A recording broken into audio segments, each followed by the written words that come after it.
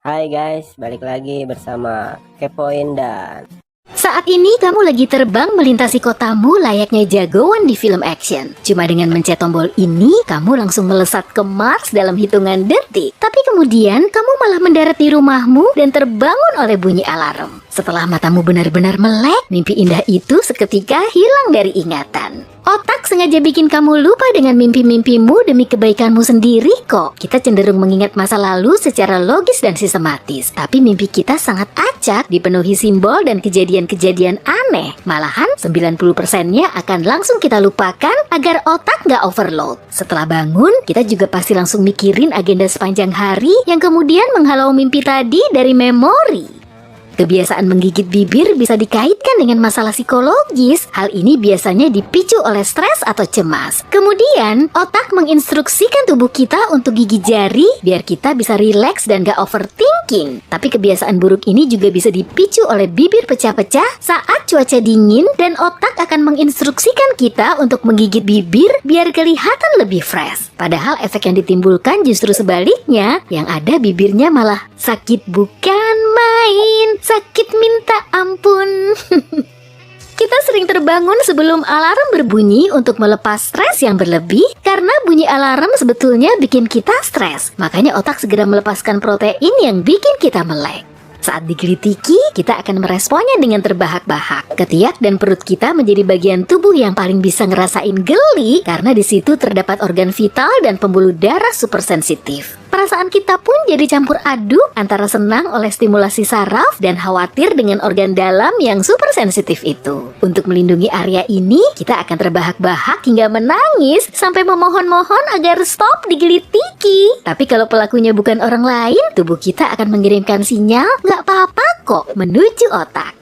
Noda keringat kelihatan lebih jelas saat kita menghadapi momen penting seperti presentasi, kencan, atau interview kerja. Tubuh melepaskan keringat sebagai respon terhadap bahaya, stres, atau untuk mencoba melindungi diri. Dulu, kulit basah bisa membantu manusia purba meloloskan diri dari kuncian lawan saat mereka bertarung, dan malah jauh sebelumnya, telapak tangan yang berkeringat bisa bikin cengkeraman di pohon jadi lebih kuat.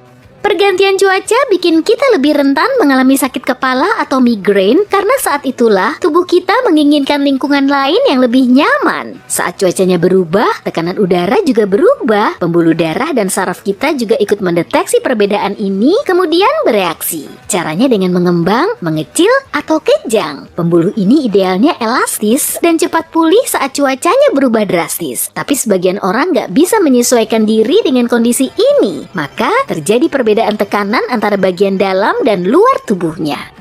Setelah ribuan tahun berevolusi, otak terus beradaptasi dengan gerakan berjalan dan berlari. Selain itu, nggak ada lagi. Kamu pernah mabuk perjalanan saat naik mobil nggak? Saat duduk di dalam mobil, ototmu berelaksasi. Jadi tubuhmu nggak bergerak, tapi telinga dalam yang mengontrol keseimbangan bisa ngerasain gerakan. Otakmu kemudian menganggap organ ini telah diracun, lalu bikin kamu mual-mual.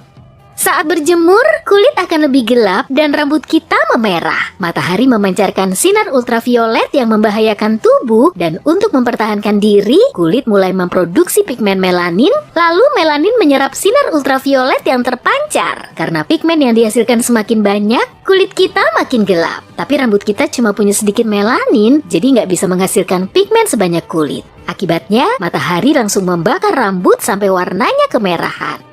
Telinga berdenging merupakan sinyal palsu yang dikirim ke otak. Telinga dalam kita tertutup oleh ribuan sel rambut halus yang bergetar saat terkena gelombang bunyi. Getaran ini menimbulkan impuls saraf yang kemudian dikirim ke otak. Otak memprosesnya hingga kita bisa mendengar bunyi. Kalau kamu keseringan ngedengerin musik keras, sel saraf ini bisa rusak loh. Lama-lama, efisiensinya akan menurun sehingga bisa mengirim sinyal palsu menuju otak meskipun sebenarnya nggak ada gelombang suara. Kita akan cegukan saat diafragma mengalami iritasi. Udara tiba-tiba masuk ke tenggorokan, kemudian menabrak laring. Pita suara langsung menutup sampai menghasilkan bunyi hik. Dan biasanya cegukan muncul saat kita stres, gugup, dan makan banyak atau terburu-buru. Untuk menghentikannya, kamu bisa membungkuk di atas kursi. Tapi ada juga orang yang terus-terusan cegukan sampai 68 tahun loh. Kayaknya dia nggak tahu trik ini deh.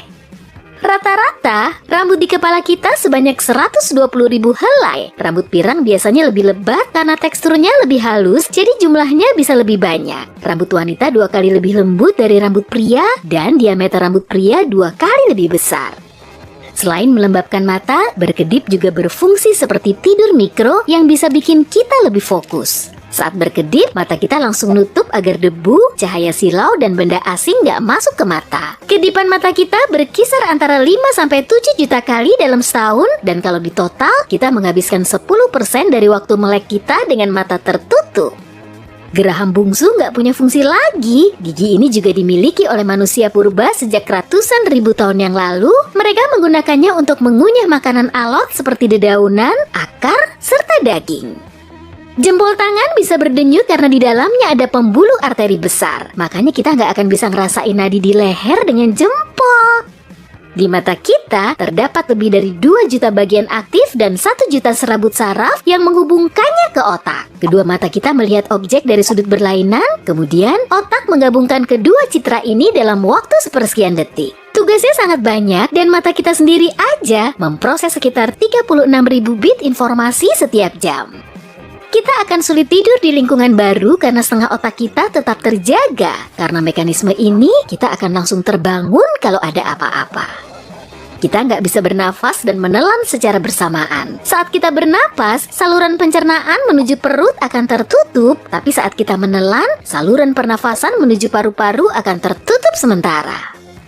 Kita nggak mungkin bersin dengan mata terbelalak, kelopak mata akan tertutup secara otomatis untuk melindungi mata dari kotoran yang keluar dari hidung. Kita juga nggak bisa bersin saat tidur. Sel saraf pengaktif bersin di dalam hidung kita juga ikut tidur.